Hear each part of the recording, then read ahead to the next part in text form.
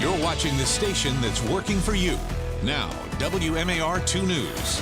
I'm Christian Schaefer with your WMAR 2 News update. The Baltimore City State's Attorney, Marilyn Mosby, says she received a racist, hate-filled voicemail message after her trip to Missouri in support of the top prosecutor in St. Louis. Here's part of that voicemail. If we'd known you all were going to be this much trouble, we would have picked our own cotton.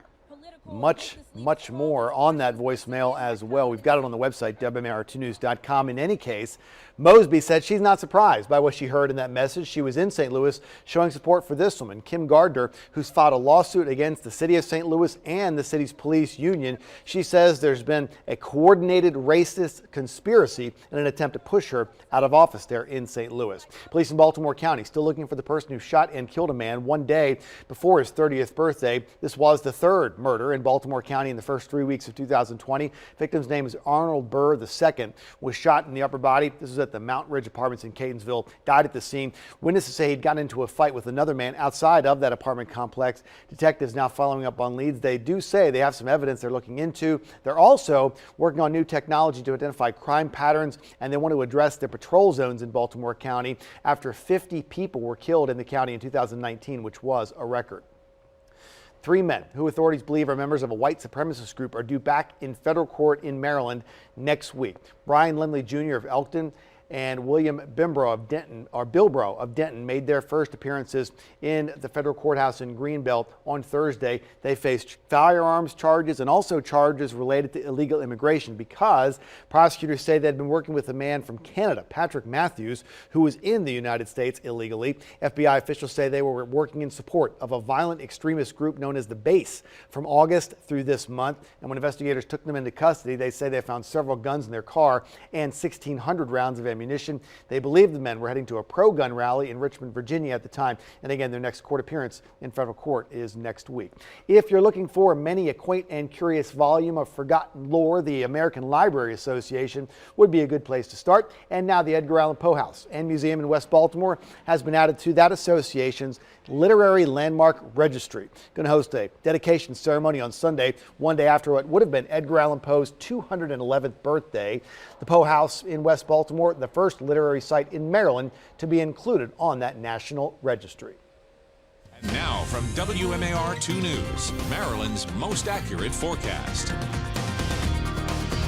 Hello, I'm meteorologist Sabrina Fine. On a very cool day, temperatures have tumbled to 20 degrees compared to yesterday. We're also noticing the wind that's going to make it feel almost 10 degrees cooler than what the actual thermometer will read. So by noon, it looks like Baltimore going for 35, but feeling closer to the mid-20s. Out into Annapolis, feeling like the mid-30s or mid-20s for you as well. And Towson going for 31 degrees. Plenty of sunshine for a good chunk of today with the winds 10 to 15 miles per hour as high pressure works its way through. But some storm systems found out over toward the Four Corners as well as even into California. That is what's coming to us, picking up some snowfall as well. So for today, we just have the chillier air, also noticing the breeze. It's going to be the snow, the ice, and the rain that will arrive as early as Saturday morning. Starting you off at about 8 o'clock, you can see it's knocking on the door as far as the Beltway is concerned. Then by the time we get to 10 o'clock, covering the area anywhere from Eldersburg, pushing all the way out over toward Haverty Grace, staying with us, maybe a little bit of a break right around 3 o'clock or so, especially for the city, and then pushing through Cockeysville, though not lasting long. By 5 o'clock, the shading in pink, that's the wintry mix coming on down, and then a warm front slides through, so turning the whole thing all over to rain. The showers will continue with us until about 10 o'clock at night, and then we'll notice sunshine returning for us on Sunday, but staying fairly cool, below average. So snow, sleet, and rain from 9 a.m. to 10 p.m. on our Saturday. Snow totals between a trace and 2 inches. A glaze of ice on the roads as far as rainfall totals go, maybe a quarter of an inch. 7-day forecast today, 37, but feeling like the 20s thanks to the breeze. Saturday, we get fairly wet, and then Sunday drying out, but still feeling fairly cool. Normally around 41. We stay below that all the way through next work week. Let's look at your 7-day forecast. Christian, over to you. Sabrina, thanks very much. That's all the time we have right now, but stick with us online at WMAR2news.com all day long. For updates on top stories and breaking news, and for news and weather on the go, you can always download the WMAR2 News app.